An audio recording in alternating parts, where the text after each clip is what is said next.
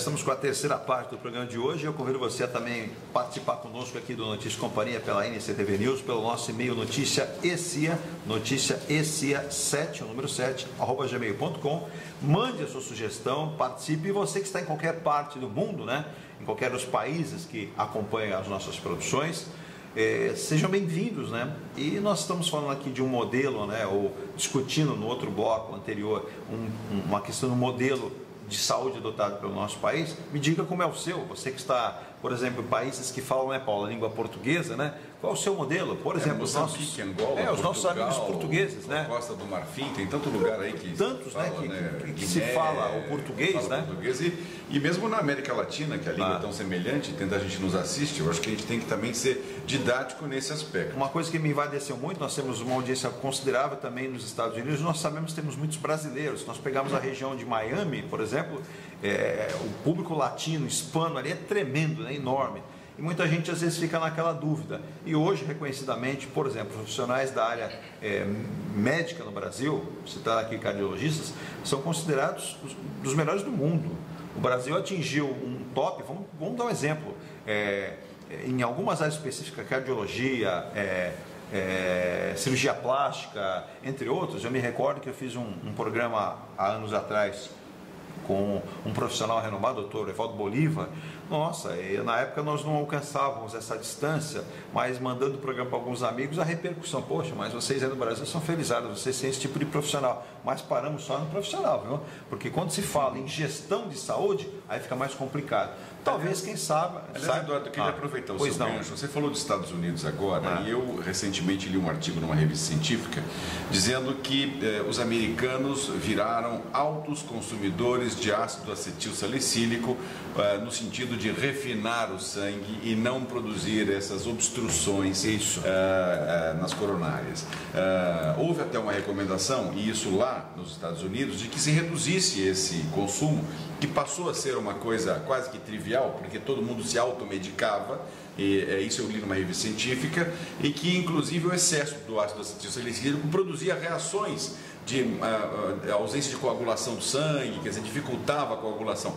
É o momento de perguntar a quem é um especialista. O ácido acetil salicílico, ou AS, essa coisinha que a gente toma no dia a dia, o que as pessoas tomam, o AS infantil, como eles dizem, né, no sentido de refinar sangue, ele tem realmente um efeito, e quais são os efeitos colaterais que podem produzir? Esse artigo dessa revista é procedente? É procedente. O ácido acetil salicílico na dose de 100 mg, que é o AS infantil, a aspirina infantil, enfim, esse é uma medicação extremamente útil para prevenção de obstruções vasculares. Sim. A gente fala das coronárias, vamos falar do cérebro e assim por diante. Quando bem indicado.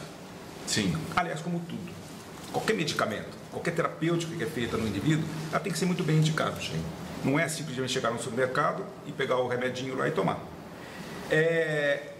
Quais os benefícios do AS? Esses que a gente falou, de prevenção. Quando se usa o AS? Nas pessoas que têm propensão a ter alguma doença cardiovascular. Tá certo? Então, se o indivíduo já tem fatores de risco outros, tem diabetes, tem hipertensão, tem colesterol alto, é um grande candidato a ter problemas. O AS está indicado nesse indivíduo? Está indicado nesse indivíduo. O indivíduo já teve um evento coronariano, um evento cardíaco ou cerebral. Está indicado? Indicadíssimo. Ele tem que tomar AS para o resto da vida, como fator de prevenção, porque ele já teve um evento. Não é?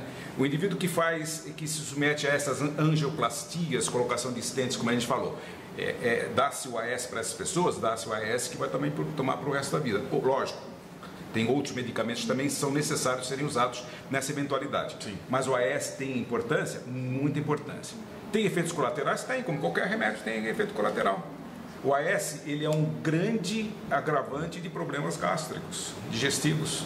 O indivíduo que tem gastrite, esofagite, úlcera, etc., ele tem que tomar muito cuidado ao se tomar o AS. Os indivíduos idosos, pode-se dar AS? Pode-se dar AS. Tem efeitos colaterais? Tem. Quais efeitos colaterais? Sangramentos. Isso que eu li nesse artigo científico. Sangramentos. Então, o indivíduo, ele pode, é comum você ver idoso, né? O Edu falou que meu consultório é cheio de idosos, é cheio de idosos, é verdade. E é comum a gente observar nos idosos, tomando AS, por exemplo, com manchas roxas pelo corpo. Você tem que suspender a medicação ou diminuir a dose da medicação de tal sorte que não provoque o aparecimento desses dessas que a gente chama de sufusões hemorrágicas, hematomas, etc., na pele dos indivíduos. Então, tem os cuidados, como qualquer medicamento, tem que ser muito bem prescrito. E esse é um erro, viu, gente? O doutor Luciano fez a citação. Quando eu vou ao consultório, eu me sinto ali até lisonjeado, porque tem muita gente com uma experiência vasta e ficam olhando, já não sou tão novo assim. Mas é um erro, né, doutor Luciano? As pessoas costumam deixar para depois, algumas vezes não vai dar tempo desse depois. Então, há de se ter o ato corriqueiro de ir ao médico, fazer, não tenho nada. Ótimo, você fez a sua parte. Aliás, o erro é se automedicar também, né? Porque a pessoa vai... Esse sintoma americano, norte-americano, justamente para esse público, foi noticiado em várias revistas científicas, dizendo que, de repente, virou uma febre. Exato. Todo americano achou que ia ter o infarto ou que era recomendável tomar, ainda sem recomendação médica. E começou a produzir essas reações, tanto que esse artigo me chamou a atenção em função disso. Isso é muito comum lá nos Estados Unidos. No Brasil, não quero que exista isso, mas fica a recomendação, já que produz efeitos colaterais, sempre com orientação médica. É fundamental. Infelizmente, Paulo, isso é uma coisa que a gente tem que falar. É tipo assim, também existe muito marketing de laboratórios, né? O marketing de laboratórios solta muito forte, solta muita mensagem na mídia e que naturalmente o leigo, ele vai ver e assume aquilo como sendo extremamente importante para a vida dele, entendeu? Então, precisa assim, discernir muito do que é divulgado na mídia, precisa ser muito bem conversado com quem? Com um profissional que entende da coisa. Eu vou fazer uma colocação aqui, as pessoas não entendem, às vezes você vai num consultório, não estou citando exatamente o Dr. Luiz Fernando, qualquer consultório, você vê lá o propagandista. Gente, ele é um profissional, ele não está ali para atrapalhar a você, ao médico, pelo contrário. Ele vai ali fazer justamente uma propaganda daquele medicamento que o laboratório que ele representa. Cabe ao profissional atender e discernir e verificar, por isso existem os estudos, a eficácia. Ninguém lança, não se aprova, é que nem agora, a famosa pílula do câncer. Estão aprovando agora, o que não é medicamento. Não foi aprovado pela Anvisa. Não. Aí não, vamos colocar como... E o presidente liberou ontem, né? Exatamente. Me causa preocupação, porque se não foi aprovado, não existe um estudo científico comprovado a eficácia do medicamento. Isso é perigoso. Esses medicamentos que são lançados na praça, enfim, no mundo inteiro, eles passam por um rigor total. Exato. Eles levam 10 anos para serem lançados no mercado, de 5 a 10 anos para serem lançados no mercado. Tem várias fases, tem 4 fases para o indivíduo, para o laboratório, testar aquele medicamento, ver se é eficaz e se ele não traz nenhuma contraindicação, ou se traz contraindicações, são contraindicações menores. Testados inicialmente em animais, etc., e posteriormente no ser humano. E são assim, não adianta você chegar para mim e falar assim, 400 pessoas tomaram esse medicamento, resolveu o problema de todos eles. Isso não serve, cara. Tem que ser, no mínimo, 40, 50 mil pessoas testadas. Então, esses grandes experimentos que existem no mundo, tem que passar por essas fases todas. Aí sim o profissional se sente seguro. Entendeu?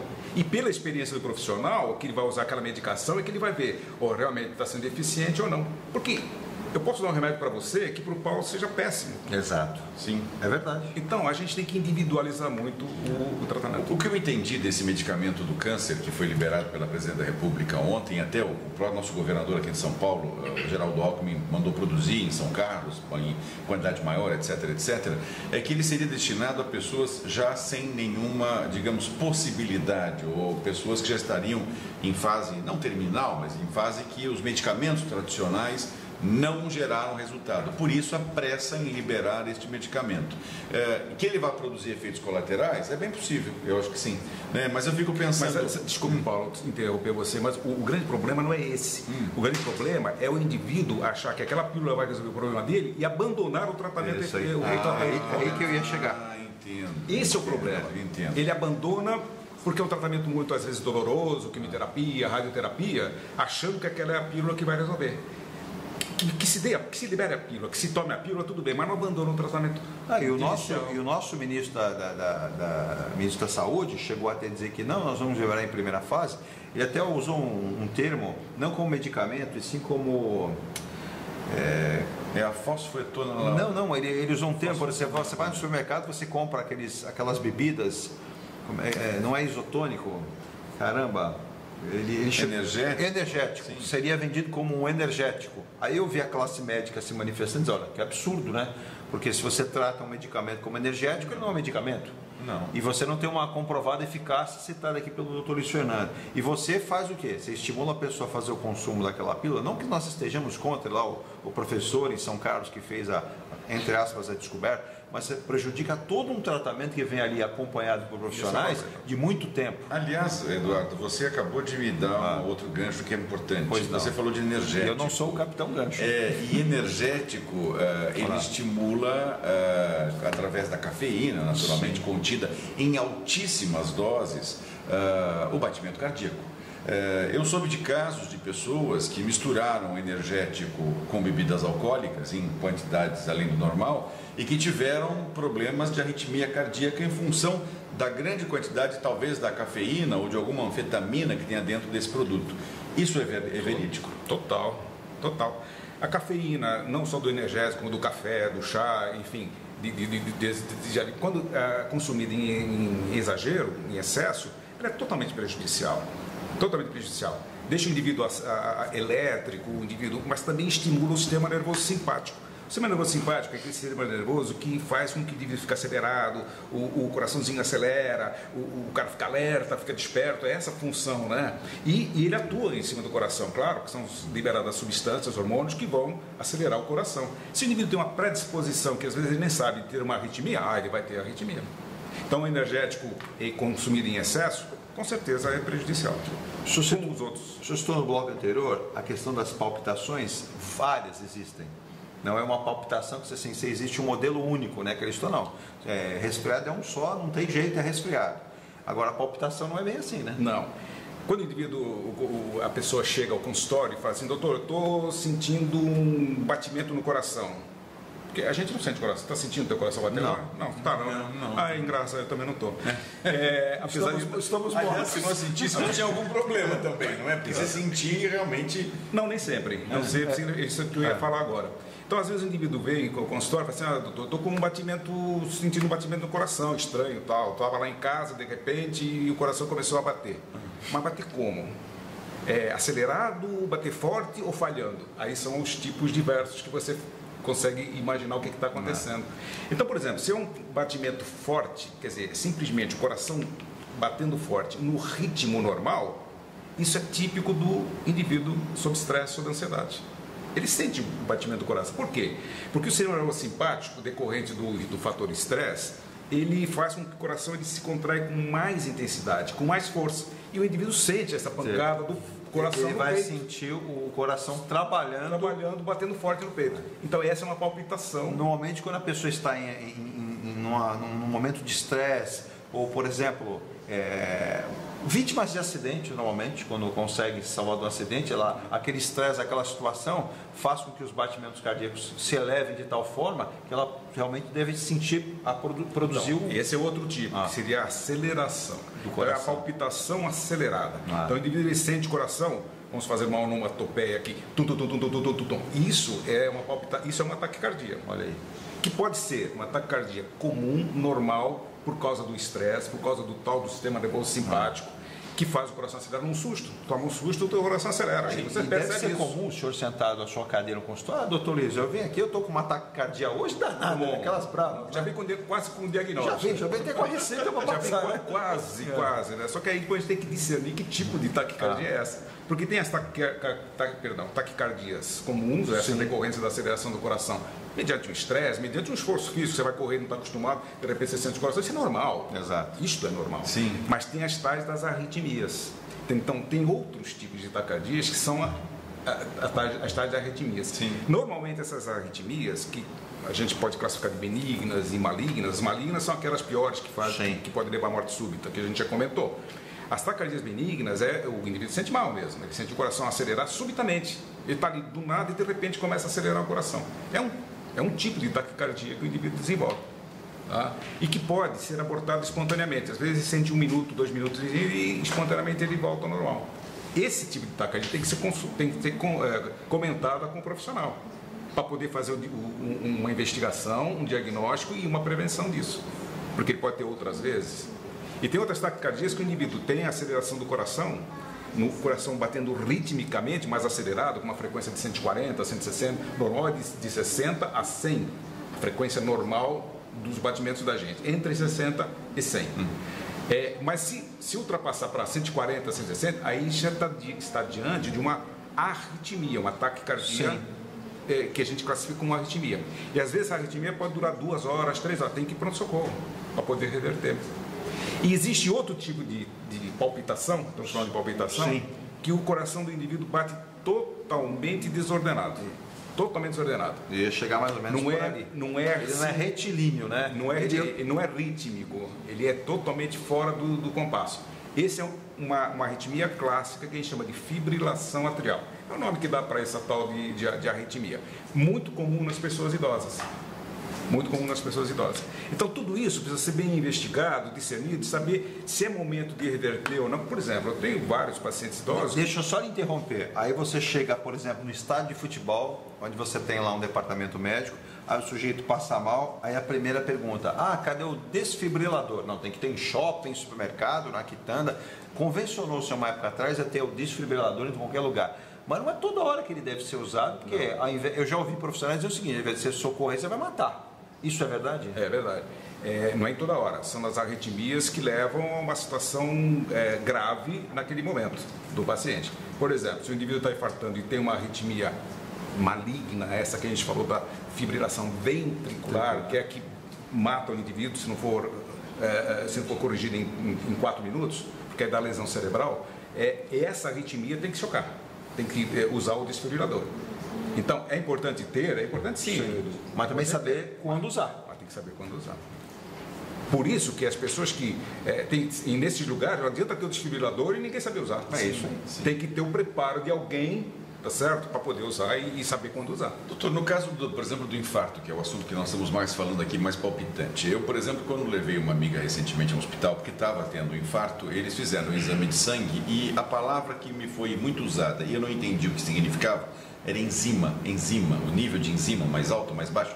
O que é isso exatamente em linguagem mais popular? Então, quando o indivíduo está sendo acometido do infarto, lógico que ele vai para o pronto-socorro, a primeira coisa que se faz é o eletrocardiograma, que este vai dizer realmente se o indivíduo está tendo infarto e que tipo de infarto que ele está ocorrendo ali nele. A seguir, você pede com 2 horas, 3 horas de evolução da dor, porque não adianta você pedir no minuto da dor, porque o enzima, eu já vou dizer o que são esses enzimas, eles não vão estar alterados, então tem um momento certo para se solicitar esses enzimas, e existem 2 tipos de enzimas, 3, 4, mas 2 mais comumente usados, que já fazem o diagnóstico se o indivíduo está tendo infarto ou não, que é o seguinte: quando o músculo do músculo cardíaco, as fibras musculares morrem, elas liberam substâncias na circulação. Que substâncias? Esses enzimas.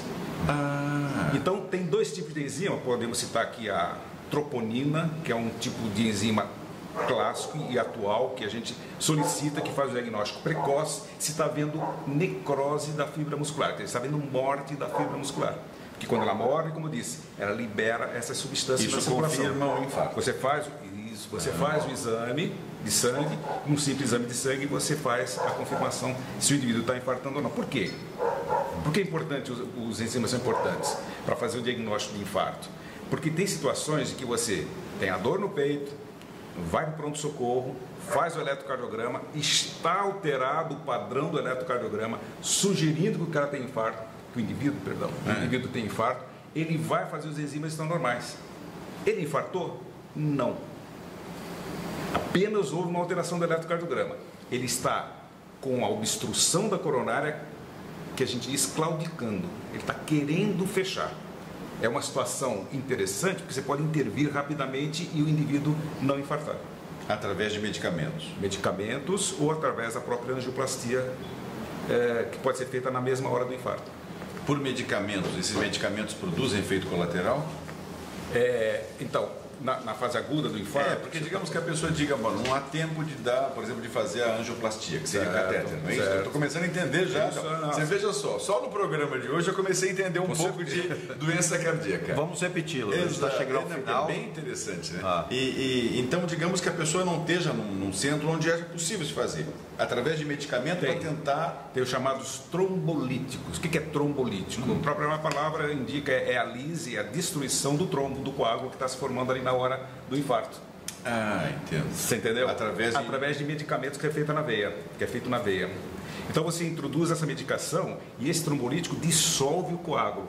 Dissolvendo o coágulo, o fluxo de sangue pela coronária que estava obstruída totalmente, o fluxo continua íntegro e protege aquela área do infarto. Vivendo e aprendendo. Aprendendo, e você em casa está vivendo e aprendendo também. Aliás, o programa está bem interessante. E eu vou lhe dizer que era uma solicitação, essa é uma ideia que a gente já tem há muito tempo. Doutor Luiz Fernando, inclusive, eu dizia algo a você, já vinha há muito tempo tentando. Doutor Luiz Fernando, inclusive, mandar um abraço também ao doutor Grilo, né? O Grilo, meu amigo. Grande figura também, simpaticíssima, outro bom profissional que nós temos na região. Eles tinham uma dupla que eles justamente, como era o nome do programa? Nós tínhamos duas fases, né? Isso. Uma que chamava consultório médico e o outro esqueci. Você que era consultório médico mesmo. O esqueci é o esqueci em saúde. Não importa o esquecimento. Mais saúde, exatamente. Deixa eu até aproveitar, nós temos uma visita também acompanhando. Quem é que está com o doutor Luiz Fernando hoje aqui acompanhando? Meu filhote, o Diego, aí acompanhando. Ele não enveredou pela área da medicina. Não, ele é um indivíduo normal. Eu sou normal, né? Aquilo. Você veja que de médico e louco dizem que todos nós temos um pouco, né? É um profissional falando, olha, foi um prazer muito grande, espero que a gente possa repetir, e você de qualquer parte do Brasil, aqui da nossa Baixada, mas de qualquer parte do mundo, né? A gente tem tentado trazer esse propósito de falarmos sobre vários temas de saúde, com médicos, profissionais renomados. Aqui só estão passando médicos com competência reconhecida. A gente sabe que existem várias proibições, né? A gente não pode sair aqui dizendo, isso aqui foi uma consulta, não, porque consulta se faz o consultório profissional lá. Quem quiser encontrar o doutor Luiz Fernando, como é que pode fazê-lo para que a gente não caracterize? Manda para a produção do programa, manda para nós aqui, nós vamos encaminhar endereço, telefone, pela competência. Deixar bem claro, isso aqui não é uma consulta, isso aqui foi uma ajuda. Quantas pessoas não têm acesso a um profissional deste gabarito? Você, por exemplo, tem, graças a Deus, mas não dá tempo de ir no consultório. Eu gostaria de ficar 2 horas lá com o doutor Luiz Fernando perguntando para ele, não posso. O Paulo da mesma forma, né, Paulo? Não, e um programa interessantíssimo, porque esclarece ao telespectador, a quem está ali atrás daquela telinha, né, que está assistindo a gente lá em casa, assuntos que são interessantes para todos nós, né? Nós levantamos aqui uma série de pontos que de maneira muito didática o doutor explicou, facilitando o nosso trabalho, porque aí quem está lá em casa, quem está lá em Portugal, em Uganda, em Angola ou na Guiné-Bissau assistindo o programa, nos Estados Unidos mesmo, com relação e agora nós estamos chique, hein? O pessoal do Reino Unido, né? Obrigado, né, pela atenção também. Em breve a gente vai trabalhar isso, é que nós tenhamos o tradutor simultâneo, vocês vão ver que nós vamos chegar lá. Aí nós vamos ficar literalmente internacionais. Sem dúvida nenhuma, mas é importante para esclarecer todas essas pessoas, né? Que têm os sintomas, que convivem às vezes com isso, que entendem que isso é uma coisa que tem que estar muito atento o tempo todo, né? Com a saúde não se pode brincar. Essa indicação, por exemplo, dos exercícios regulares, eu acho fundamental para cada um dos nossos telespectadores, não deixar de caminhar, não deixar de ter essa recomendação mínima de exercício para poder manter o corpo em funcionamento. Já ouviu falar do checklist? Deixa eu passar o checklist, doutor Luciano, vai dizer se eu estou certo ou errado. Vamos lá, para a prevenção. Controlar o colesterol, correto? Sim, correto. E qual é o tempo mínimo para fazê-lo? 6 meses? Como é que deve ser feito? Depende da evolução e da resposta do nível tem a medicação. Diabetes, sempre está atento se tem esse quadro. Diabetes é uma das doenças crônicas mais importantes que causam um monte de lesões. Prevenir e descobrir se é hipertenso ou não. Tem muita gente, não, eu não tenho nada, eu não sou hipertenso. Aí senta lá, bom. O grande problema dessas doenças, Edu, é que elas são silenciosas. Elas não se manifestam. Qual é a única forma de saber se tem ou não? Indo no médico, um profissional, enfim, para poder detectar. Sabe que às vezes eu penso, tem gente que acha que médico é um monstro. Não, eu não vou no médico. Apertar aquele no meu braço lá e ficar passando um remédio aí e manda eu correr num lugar parado. Eu gosto de andar na praia, gente. Não é brincadeira, é sério, é para fazê-lo. Não fumar, olha, cigarro é bom só para quem fabrica.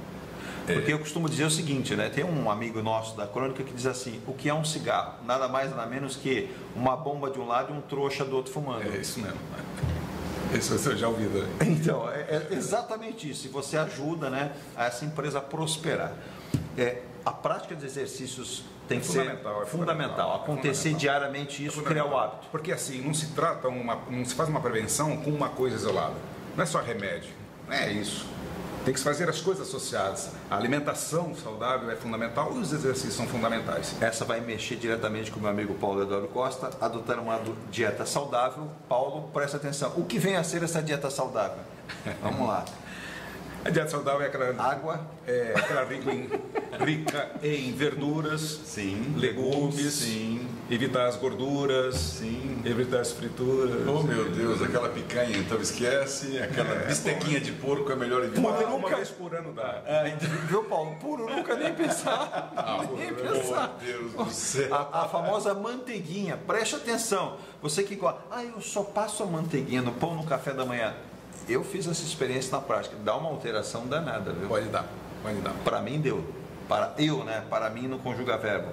Senão vai parecer índio com respeito aos índios. Tá certo. Então a manteiguinha que você fala, é tão inofensiva, saborosa, né? Mas faz o mal. Mas a manteiguinha, doutor, é essa gordura saturada ou como é que é? A manteiga tem gordura saturada numa quantidade alta. Diferente das margarinas, alvarinas, que elas têm gorduras saturadas em dose menor, em quantidade menor, e elas têm também as gorduras poliinsaturadas, que são as boas, são as que protegem, aumentam o HDL, enfim. Olha o semblante triste do meu amigo Paulo Costa. Eu devo confessar que eu fiquei depressão agora. Porque eu há muitos anos, só uso manteiga. Há muitos anos, eu não como margarina, eu acho que há pelo menos uns 20 anos. Só manteiga. Eu sempre achei uma coisa tão natural, tão saudável, né?